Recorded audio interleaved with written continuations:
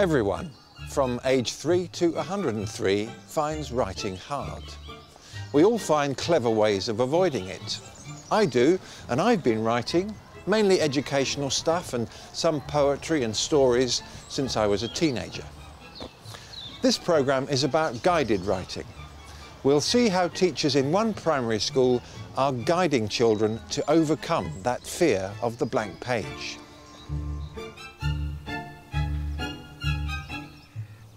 Writing isn't just about communication, it's also about composition. Writing enables the writer to order thoughts in the brain in a way that isn't possible otherwise. The arm and the hand aren't just a computer lead going from the brain to the page or the screen. The fact of writing is made in the act of writing. St Peter's Primary School in Telford organises its classes vertically in two-year groups. Writing has been the focus for the school's development this academic year. The school has an excellent reputation for creative teaching and learning. Guided writing has always been an important concept for us, but I think it needed refreshing, and we were looking for a different way of targeting particular groups of children, and guided writing seemed for us to be just that. Nicola Lewis's Year 1 and 2 class has visited Stafford Castle, which is the inspiration for this factual guided writing session. Photographs of the trip have been used to prompt the children's writing, and now one of the final stages of their work involves creating a guidebook.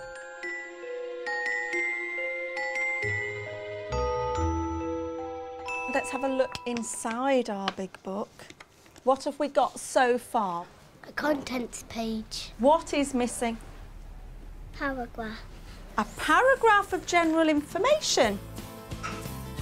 I'm hoping that the children will make a paragraph of writing for their information book. We've already discussed the vocabulary that we want them to use, some of which has come from the visit to Stafford Castle, and the others come through research, both in books and the internet.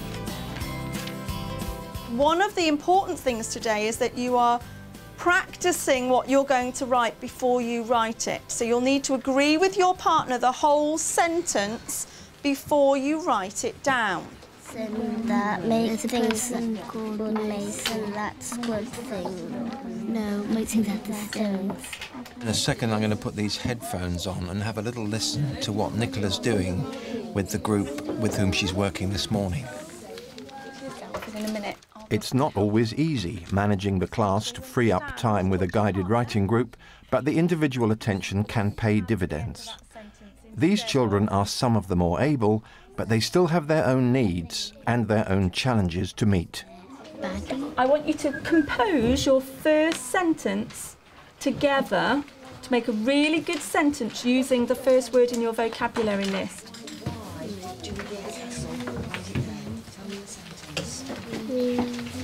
I don't know what I should do with the illuminated manuscript. I don't know how to start it.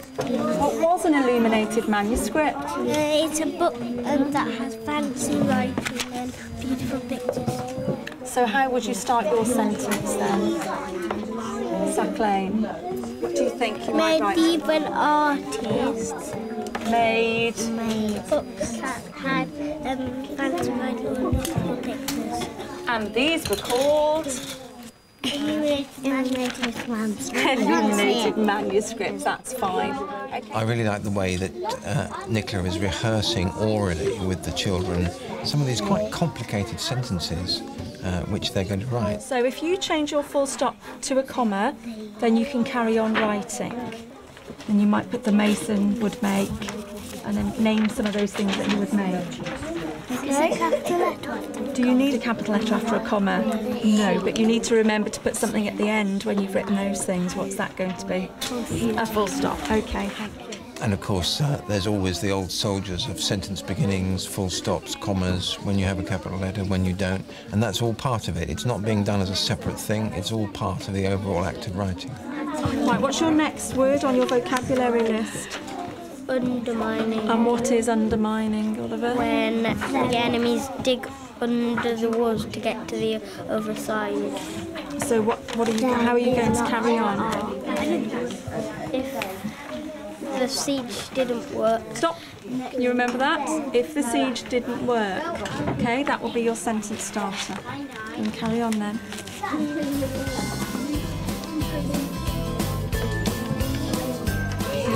Me start.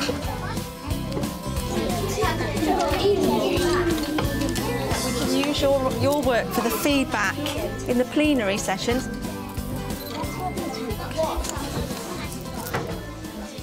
In the castle there is a person called a mason that makes things out of stone to protect the castle.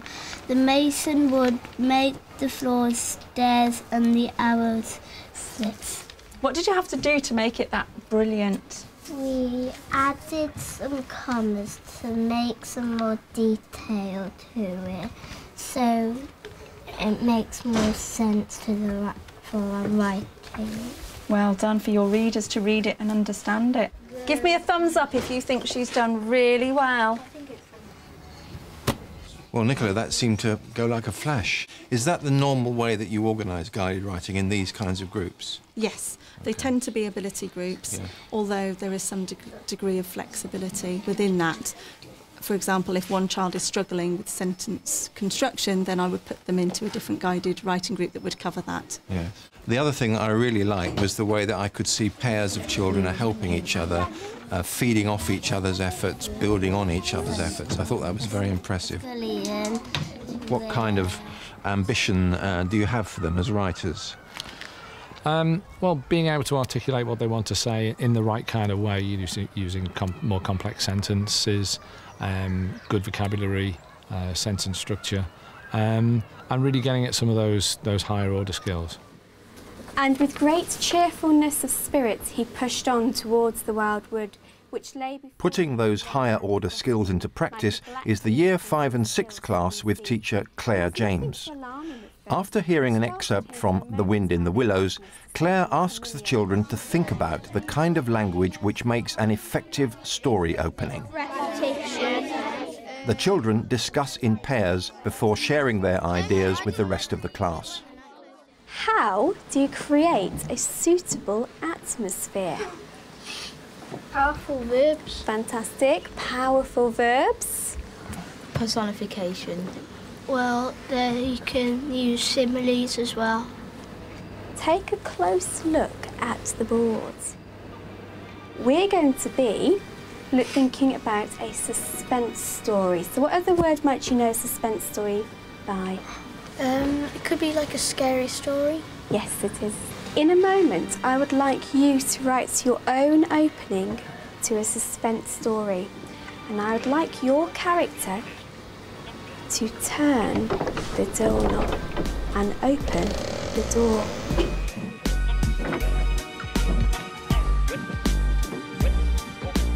Okay, here we go again.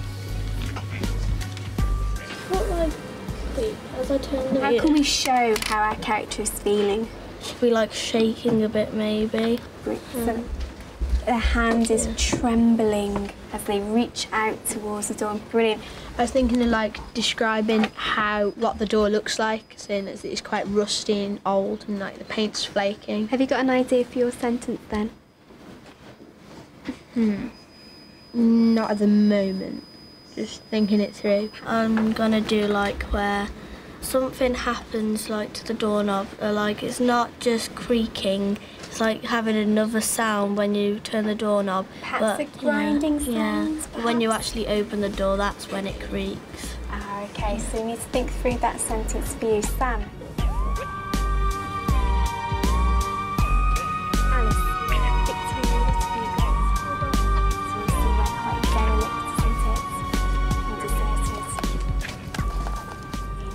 Trembling, James reached uncontrollably to the old rusted doorknob. Why did you use the word uncontrollably? I thought sort of like having James like being possessed by something. So he's being like forced to open this door. Perhaps you could talk about your arms having a mind of their own. So try and add to that idea a bit and really explain what's going on to your reader.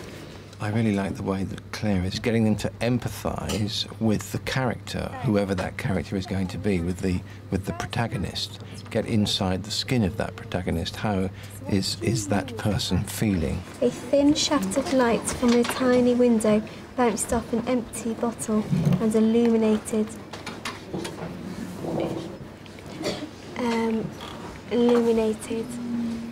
Where is the piano? It's like in a corner. In the corner of the room, so perhaps try that. Okay.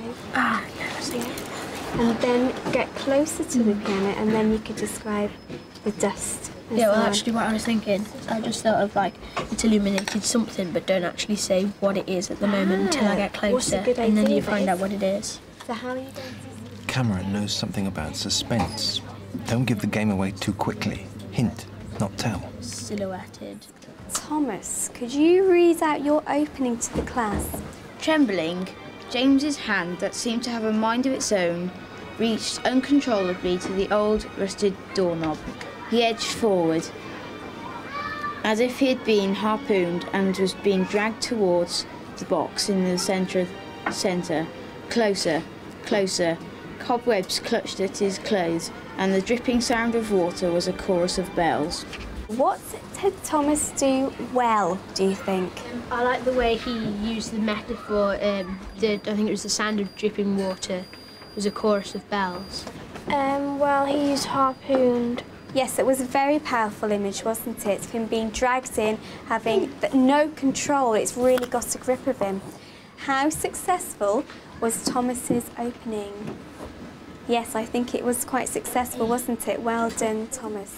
Out of that particular group, was there anybody that you would say made a big leap forward in the course of the afternoon, or was it a bit of progress all round? I was pleased with Thomas because particularly his sentence starters, he's found it a bit more difficult to include a range. So I was really pleased that straight away he was really working on using different words such as trembling from the very start, and he's really working on that. So I was really pleased. Yeah. I hear that guided writing isn't just for the children. Oh, absolutely not. And as it happens, we've got an evening tomorrow when we've invited parents and children into school just to look at how writing develops in school. That's worked very well for us. And it's a chance for us to show parents how we teach writing and how it can develop and progress from reception right through to year 5 and 6.